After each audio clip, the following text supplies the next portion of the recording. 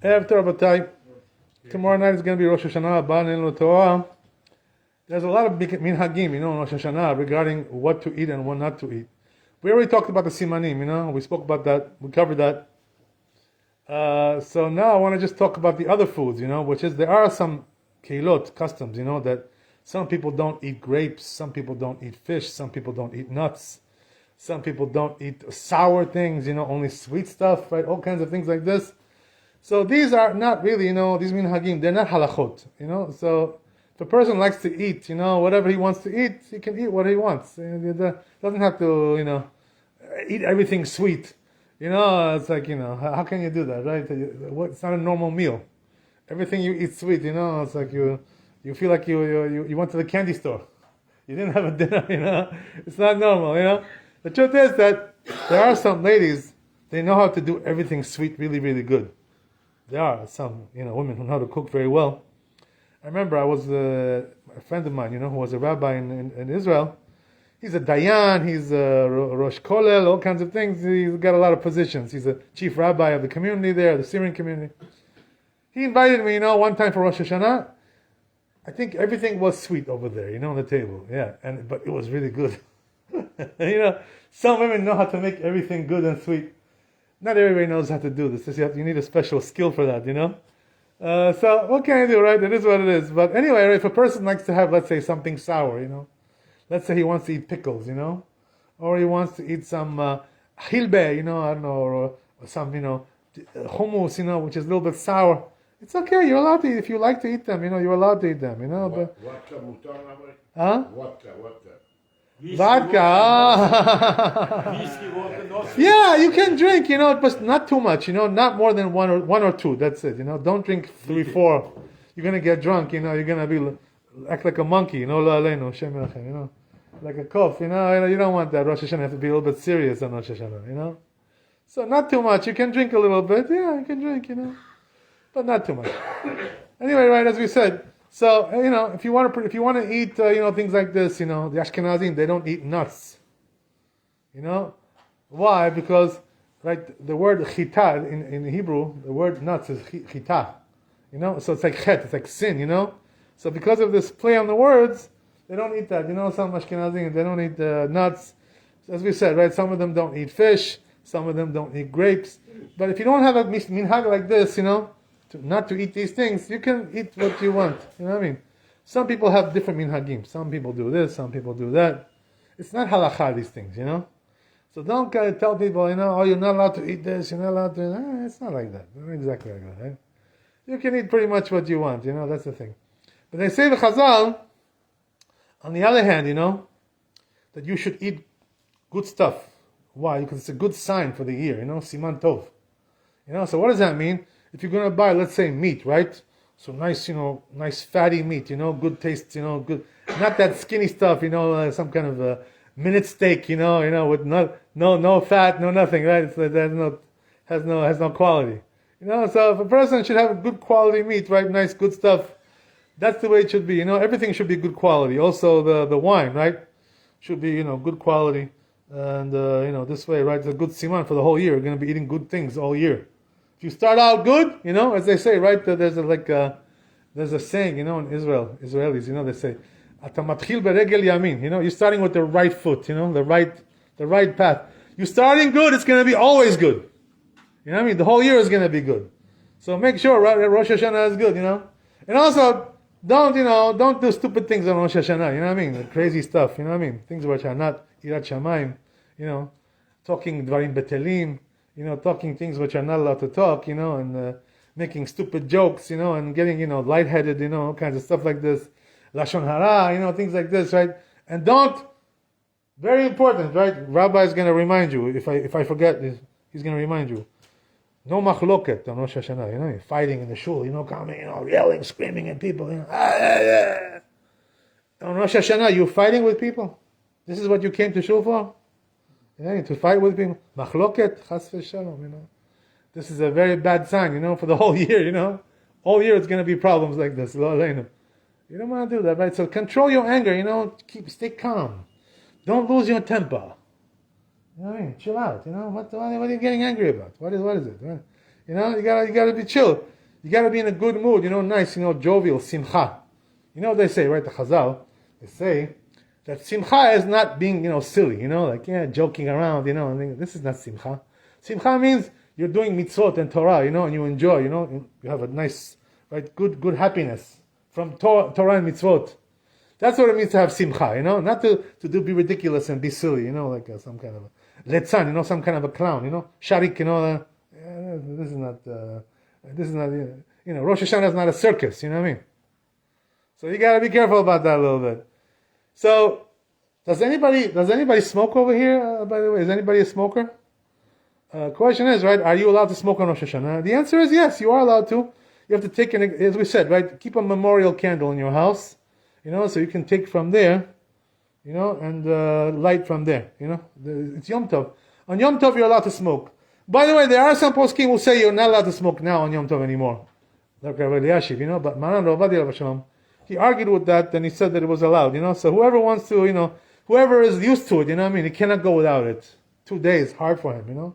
So he's allowed to smoke. You know what I mean? But don't smoke in the shul. You know what I mean? Don't come over here, you know, with your cigarette, you know. Go outside, you know, smoke outside. Why are you coming over here with your smoke, you know, smoking everybody out? This is not nice, you know. Not kavod, right? You have to understand where you are, who you are, right? Whatever. Everything has to be in the right thing, you know. So yeah, you can smoke, but don't make a new fire, right? Make sure you got your candle, right? As we said, right? You need a 2-day candle for Rosh Hashanah, right? 48 hours. You know, they have it over here, right there at the meat store over here, right? If you want to go and buy it now, right? It's right there. They have it. So yeah. Rabbi, for memorial, it's good 2 times, 2 nights to contact the light, or one? Better to have one. Better to have one. One for Yeah, I want to have bits. This way you don't have to light it again, you know. Maybe you're going to forget. You know what I mean? Who knows, right? So 48-hour candle is better than having 2, right? So what about lighting candles, you know, for the ladies, right? What's the story with that? So we do, you know, we are going to light candles for Rosh Hashanah, yeah, tomorrow, you know, like Shabbat. But we don't say, right, Le'adlik Ner Shel Shabbat. We say Yom Tov, right? Ner Shel Yom Tov, right? Because it's Yom Tov, it's not Shabbat, right? As we said before, right? If he said Bediavad, if he said Shabbat, it's okay, you know? Why? Because Yom Tov is also called Shabbat in the Torah, you know? Bediavad, you know, but Lechatchila, no. You say Yom Tov. Right? That's the thing. So, you light candles. What about the second night? You know? So the truth is, you know, because it's 2 days of Yom Tov, you're supposed to also light the second night. You know what I mean? What about, right, we spoke about this, you know? What about Shehechianu? Right, so when do you make Shehechianu? on the first time, right? Oh, so this is the question, right? So the truth is, you know, the rabbi said that Rosh Hashanah is like one long day, you know, 48 hours. It's like one long day. You know? So the first day is the same as the second day. It's the same. You know? So therefore, the rule is like this. It says in the Shulchan Aruch that if a person, on the first night, everybody makes Shehechianu, right? No matter what. When do you make? When you do Kiddush, right? That's the time to make Shehechianu. Right? But the second night, there's a little bit of a machloket, you know. So they say, if you have something new, you know, a new fruit, do it on that, you know, try to do it on that. But if you don't have something new, or you don't have a new suit, right? Also, new suit is good. Right? If you don't have a new suit or a new fruit, you have to make it anyway. Shehechianu, even if you don't have. You know? So lechatchila, try to have something new, they say, you know. But if not, you make it anyway, right? Shehechianu. Because the second night, the first night are the same. Right? There's no difference between the first night and the second night. So that's the way it goes, right? With okay, very good. So right, oh yeah. Ladies have to say also Shehechianu with the candle. Right, that's the thing, you know. So you don't make Shehechianu twice, you know what I mean? No, but So if you're making for Kiddush, you know, she shouldn't make it with the candles. You don't need 2 times. Too much. You know? Or this or that, you know. But the truth is that the poskim say that Kiddush is better than the candles, you know. Kiddush is better. So tell your wife, you know, don't make Shehechianu, wait for the Kiddush, and we'll do it together. Everybody will do it together, you know. That's the better way. But the thing is, on the second night, right, when you light the candles, right, you have to wait till it gets dark. You cannot light the candles during the daytime. A little early, you know. Second night. You have to wait till the first Yom Tov is over. And then once it gets dark. After Rabbi. Yeah, after you come home from shul, right? Yeah. It's dark already, right? Whatever. What time is it going to be, man? 6 o'clock. Second day? Second day? 6 o'clock. Good. And first day? Yeah. First day? Also 6 o'clock? Tomorrow. Yes. 5:30. 5:30 mincha? Yes. So it's very early, so you're going to have to wait till it gets dark, you know what I mean? When you go home, it may be still not dark, if it's 5:30. You have to wait a little bit. Rabbi. I'm sorry? Okay, Okay, we'll talk about that. That's a different, we'll talk about afterwards, Bezat Hashem. Now we cannot do masal matan. It's not the time now, masal matan. Rabbi, 5:30 no good? It's probably too early, All the minyanim that I know, they're doing 6:30. Mincha, why? Because Shkia, whatever you want. You're the boss, Rabbi. You're the boss. I'm not the boss. God bless you. God bless you. Do we have to fast? No, why Tanit? No, Rosh Hashana Asur. They're not allowed to do Tanit on Rosh Hashana. Shacharit. No, Asur. On Yom Tov, you're not allowed to do Tanit. It's just like Shabbat. Rabbi, we come in tomorrow. Yeah, Yom Tov. Tomorrow. Oh, tomorrow. You mean before Yom Tov, right? Erev Yom Tov. So there are some people who do Tanit. Some people. It's not obligation. You know what I mean? So if you have a minhag to do it, you already did like all your life, whatever. So you should continue. You know what I mean? But if you didn't do, I never did. Tanit. Erev Rosh Hashana. So I'm not going to do it tomorrow either. You know what I mean? If you don't have a minhag like this, you don't have to do. I mean, it's hard for us, to do Tanit. It's difficult. It makes the life difficult. There's also something similar to that. I'll tell you. Something funny. When I remember when I was young, I learned with the Ashkenazim. A lot in their yeshivot and all these. I went to the Sfaradim later on. When I got older a little bit. After whatever. So you know what they do, right? The minhag of the Ashkenazim on the erev of the chatuna, right, of the wedding, they do ta'anit, the chatan and kala, they do ta'anit, right?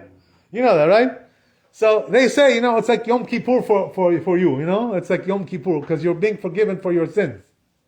When you go into chuppah, they forgive you for your sins. But the truth is, then I saw later on after I got married already, too late, right? Too late.